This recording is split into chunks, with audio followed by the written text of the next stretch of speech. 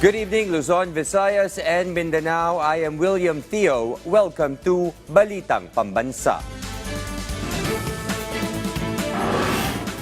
Tonight's headlines. President Ferdinand R. Marcos Jr. shares his views and message regarding the passing of Pope Francis, whom he sees as the greatest pontiff ever. The administration's senatorial ticket is set to hold a campaign rally in one of the nation's vote-rich provinces, Pampanga.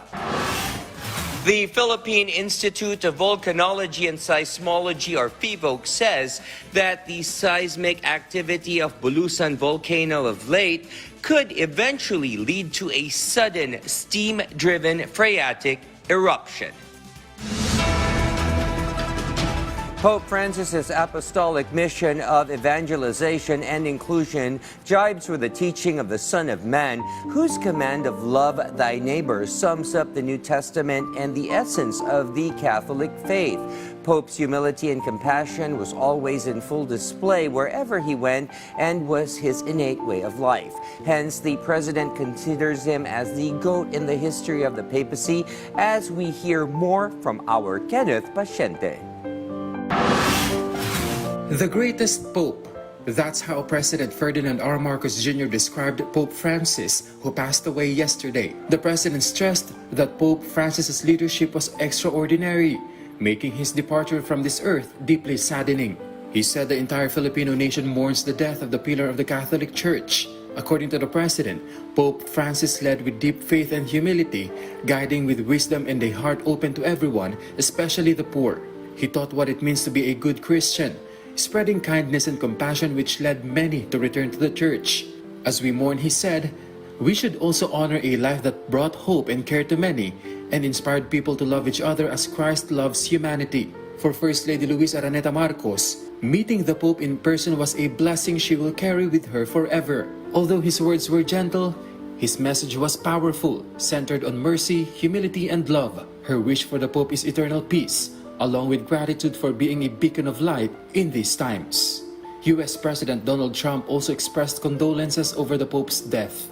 He also ordered the U.S. flags be flown at half-mast at the White House and other public establishments, including embassies and consular offices, in honor of Pope Francis. Ukrainian President Volodymyr Zelensky said the Pope was a symbol of hope, especially since he joined prayers for peace in Ukraine. Russian President Vladimir Putin, on the other hand, described the Pope as a wise spiritual leader. He said the Pope was active in promoting dialogue between the Russian Orthodox and Catholic churches, as well as cooperation between Russia and the Holy See.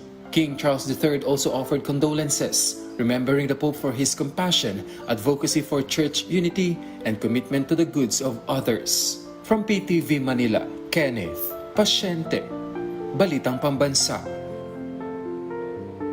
As part of the government's broader push to improve the country's agriculture sector and uplift the lives of thousands of Filipino farmers, more than 1,000 kilometers of farm-to-market roads have been constructed.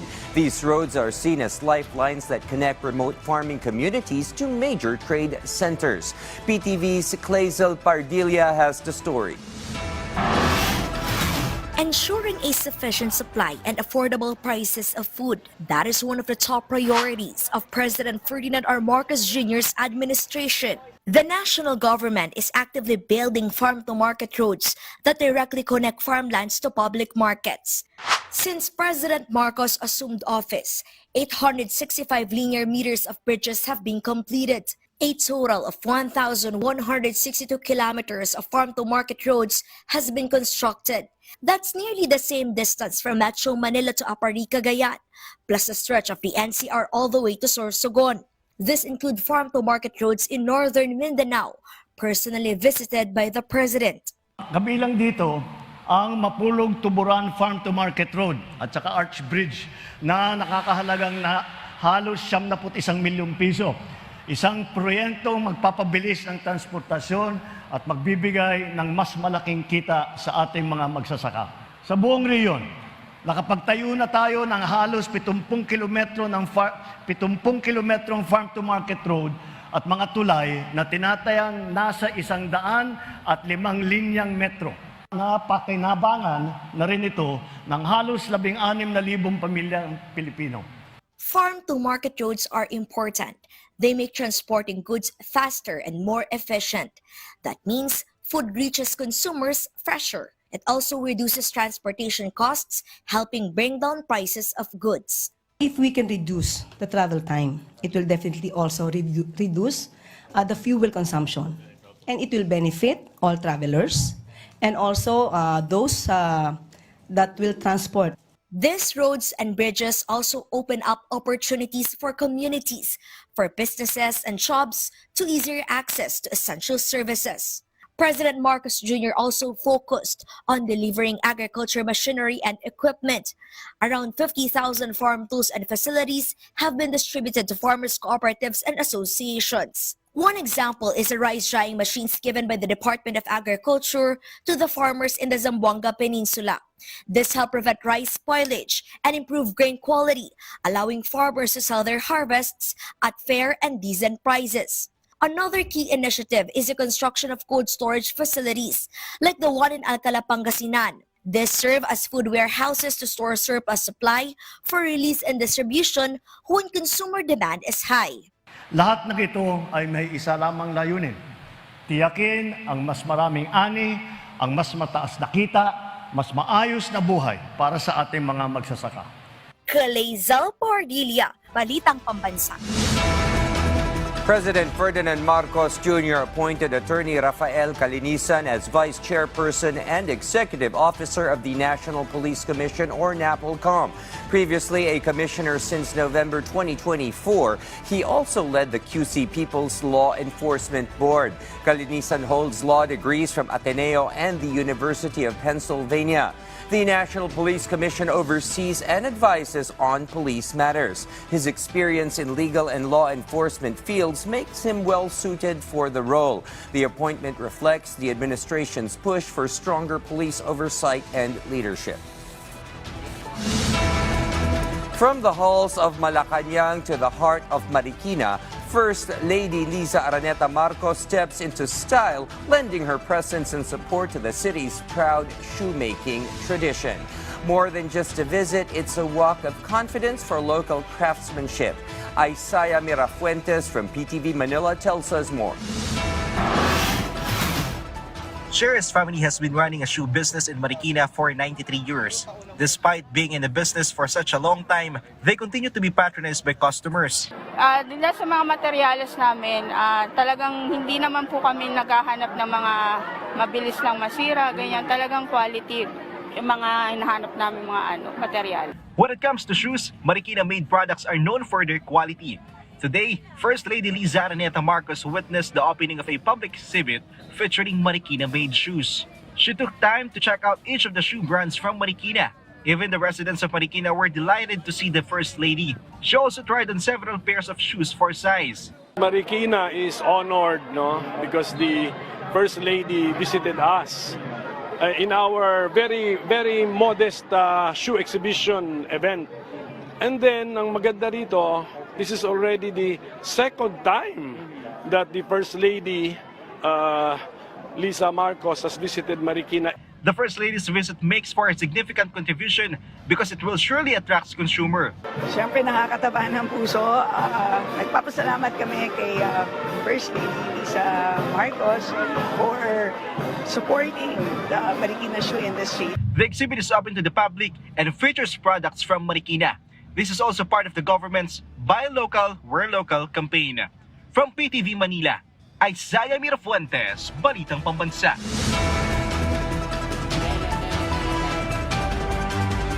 Tomorrow is a big day penciled and encircled in the Bagong Pilipinas Alyansa ruling coalition's calendar. The 11-man senatorial ticket is set to make their way and pitch to the people of Pampanga, the country's unofficial culinary capital and one of its vote-richest provinces. But before they do, the Lakas CMD group, which is one of the 5 parties in the Alyansa coalition, had their nation greet and meet at the palace today, which our Mela Les Moras covered in this report. These are the best candidates for the Philippine Senate. Palakpakan po natin sa lahat. Pinili ito ng ating mahal na Pangulong President Ferdinand R. Marcos Jr. They will be our partners in peace, progress, and prosperity para sa ating bayan ng Pilipinas. Dapat talaga diretso tayo dito sa alyansa. No ifs and buts about it. Ito talagang ihingi ko sa iyo. House Speaker Martin Romualdez issued this call to his fellow Lakas CMD members during the party's National Assembly held earlier today at Malacanang. The alliance is composed of 5 major political parties, including Lakas CMD. According to Speaker Romualdez, if all 11 senatorial candidates of Alianza win, it would greatly benefit the administration, so he's hoping for everyone's support. During the event, all of the Alianza's senatorial candidates attended, except for House Deputy Speaker Camille Villar. Please lang. Please. Straight alyansa. Dinin natin lahat sila. Walang iwanan dito. Itong gusto nating mahal na Pangulo, they are our true partners. Subok na subok sila. I know each and every one of them have proven themselves. Hindi tayo mapapaya sa taong bayan. These are the right candidates. Tomorrow, Wednesday, the administration's senatorial bets head out to Pampanga, one of the country's vote-rich provinces. According to Alianza campaign manager Toby Chanco, Pampanga is a game changer, so they are ready to fight for every vote and deliver a Senate that truly works for the Filipino people. He said they will not only campaign but also work hand in hand with Kapampangans to promote greater progress, not just for the province but for the entire nation. Prior to that, Alianza candidates also visited various places. Senate Majority Leader Francis Tolentino, for his part, met with local leaders in Laguna and Pasig City. House Deputy Speaker Camille Villar went to Lanao del Norte. Former Senator Manny Pacquiao visited Bacolod City, while Senator Bong Revilla shared his tribute for the superstar and national artist Nora Honor. He said Ate Guy is an inspiration not just to their fellow artists but to every Filipino, and her memories will live on in the hearts of everyone. From PTV Manila, Melalas Moras, Balitang Pambansa. Meanwhile, some lawmakers describe the late Pope Francis as an example of goodness, love, and humility. According to House Assistant Majority Leader Jude Asidre, a native of Leyte, he will never forget the Pope's visit to Tacloban City in 2015. He shared Pope Francis with heartfelt sympathy, stood in solidarity with the victims of Super Typhoon Yolanda, leaving a lasting memory in the hearts of everyone. Though not a Catholic, House Assistant Majority Leader Zia Alonto Adyong, a Muslim lawmaker, also joined Filipinos in mourning. Meanwhile, to formally express the sympathy and sincere condolences of the members of Congress on the death of Pope Francis, Agri Party List Representative Wilbert Lee filed House Resolution number 2265. Senators also expressed their condolences on the death of Pope Francis. Senate President Francis Chis Escudero labeled the Pope as a true shepherd of Christ's flock. Meanwhile, Senator Mig Zubiri shared his experience being with the Pope last year in Vatican. Zubiri said the Pope reminded him to protect the family, saying this will be his guide in everything he does as a Catholic and as a public servant. Senator Joel Villanueva also extended his condolences and thanked the Pope's contribution in spreading love and the Word of God. Senator Risa Ontiveros hopes that the Pope be kept in everyone's memory by living the virtues he had always preached: mercy, compassion, and hope. In other news, the Philippine Institute of Volcanology and Seismology, or PHIVOLCS, observed an increase in seismic activity at Bulusan volcano in Sorsogon province, with 98 volcanic earthquakes recorded so far. PTV's Rod Lagusad has the report. Following the observed increase in seismic activity at Bulusan volcano, PHIVOLCS says that a sudden steam-driven phreatic eruption is possible. PHIVOLCS Director Teresito Bacolcol explained that from April 12 to 21, a total of 98 volcanic earthquakes were recorded. Of these, 94 were classified as volcano-tectonic earthquakes. As water seeps into the ground, or yung groundwater natin seeps to the lower part and gets into contact with hot volcanic materials or hot rocks, it hits up and nag-expand. Kapag nag-expand siya, it would require more space. So parang ginigit-git niya yung mga bato. So as a result, nagkakaroon tayo ng paggalaw ng mga bato, nagka-crack yung mga bato. Meanwhile, 4 of the recorded quakes were low-frequency volcanic earthquakes. Ito yung movement ng fluid.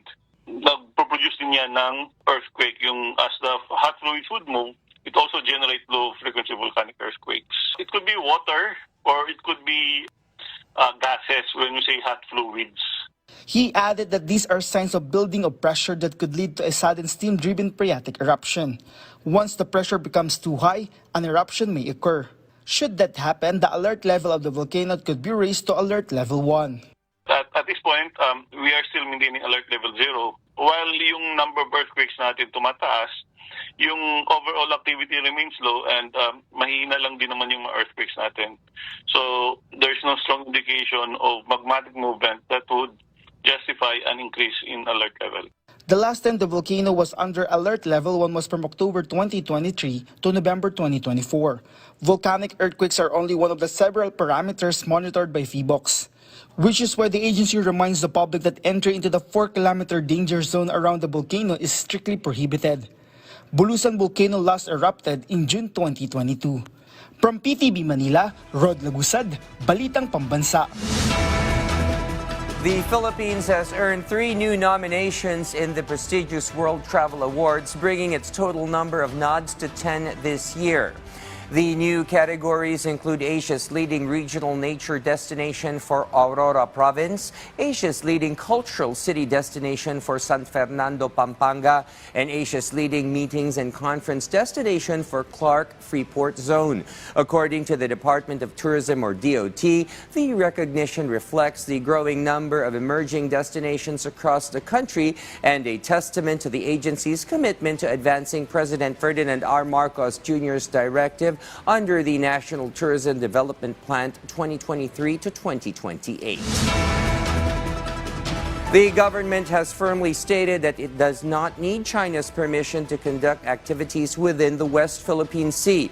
According to the National Task Force West Philippine Sea, China's claim that the Philippines sought approval for last month's rotation and resupply mission to the BRP Sierra Madre is false.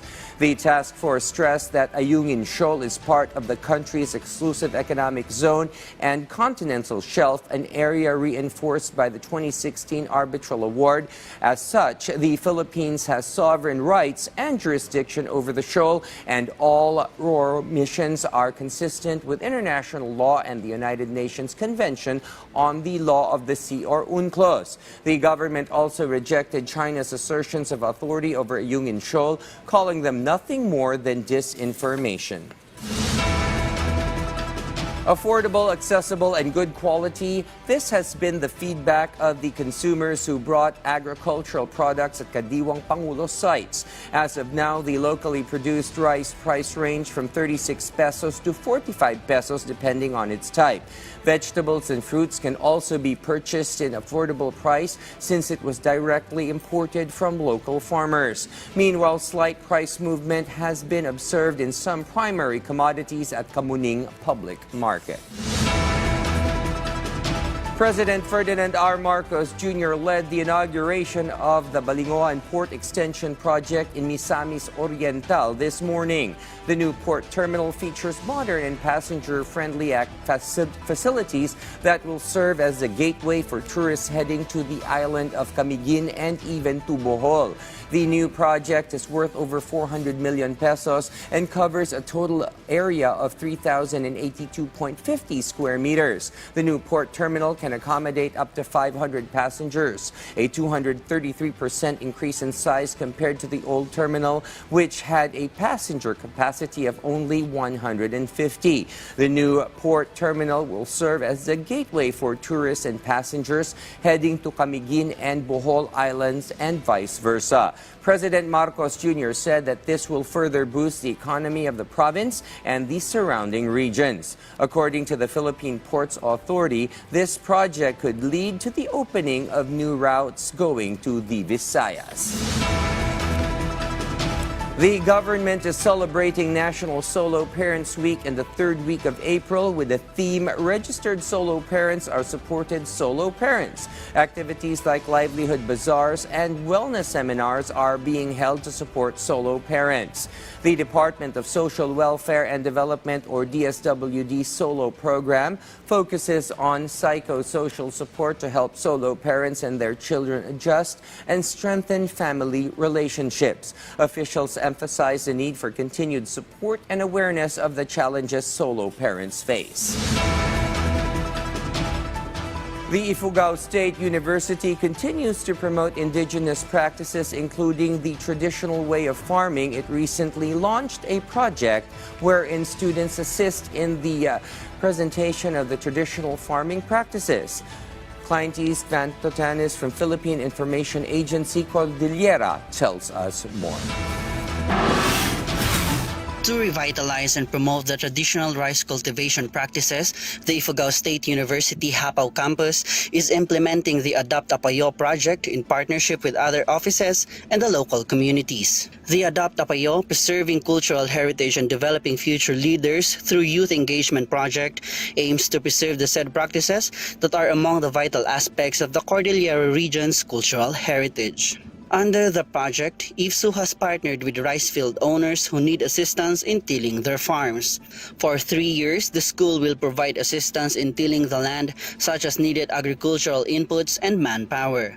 The harvest will be turned over to the rice field owners. The Payo will become a site for laboratory, and that's very good because we need in situ laboratory wherein students can go and learn the actual practices, to listen to the farmers, to actualize the agricultural cycles. We also want na our students or the in-school youth will learn the traditional rice production practice because yun nga yung sinasabi natin na intangible heritage na pwede nating i-inherit sa kanila. IFSU hopes that the first cycle of the project will be successful. From PIA Cordillera, Clint Vantotanes, Balitang Pambansa.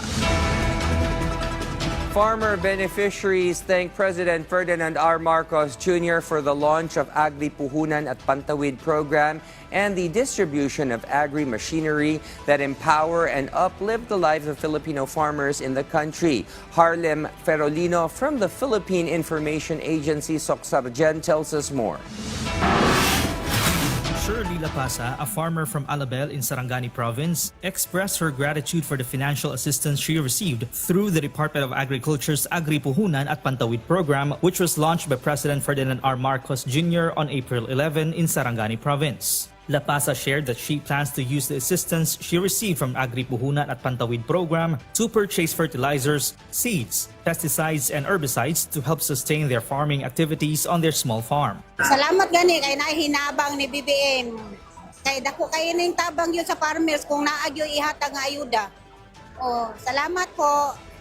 Meanwhile, Ronnie Laxi Sr., president of the Dahay Riverside Irrigators Association Incorporated from Suralas, South Cotabato, also expressed gratitude to President Marcos for the 4-wheel tractor they received during the turnover of the DA's interventions for farmer beneficiaries. Nagpapasalamat po kami sa aming butihing Pangulo, BBM, at saka po sa mga taong tumulong sa amin para mabigyan ng ganitong award bilang isang magsasaka po sa isang bayan, lalo na po sa bayan ng Surala.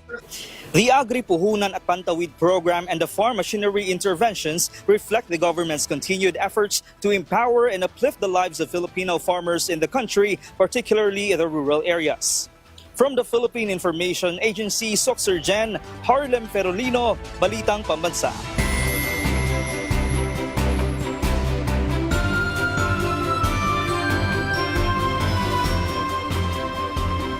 More areas in the country will be experiencing hotter temperatures tomorrow, April 23, with the heat index reaching as high as 45 degrees Celsius. According to Pag-asa, Dagupan City in Pangasinan is expected to reach a 45 degrees Celsius heat index, while Apari and Tuguegarao City in Cagayan may experience up to a 44 degrees Celsius heat index. A heat index of 43 degrees Celsius will be experienced in Ilocos Norte, La Union, Isabela, Baler, and Casiguran in Aurora, Tarlac, Cavite City, and Camarines Sur. Other areas that will experience a 42 degrees Celsius heat index include Ilocos Sur, Ilocos Norte, Cagayan, Zambales, Pampanga, Nueva Ecija, Olongapo City, Bulacan, Batangas, Occidental Mindoro, Puerto Princesa City, Cuyo in Palawan, Albay, and Iloilo. Heat cramps and heat exhaustion are likely when the heat index reaches that dangerous level, followed by a heat stroke with continued exposure. And that concludes our rundown of the latest, widest, and most comprehensive news and information from all across the nation. This is your trusted news source, always ready to inform and serve the Filipino people. Catch Balitang Pambansa again tomorrow at 7 a.m., 12 noon, 6 p.m., and 9:30 p.m. for more updates and developments. From PTV, I am William Theo, and this is Balitang Pambansa.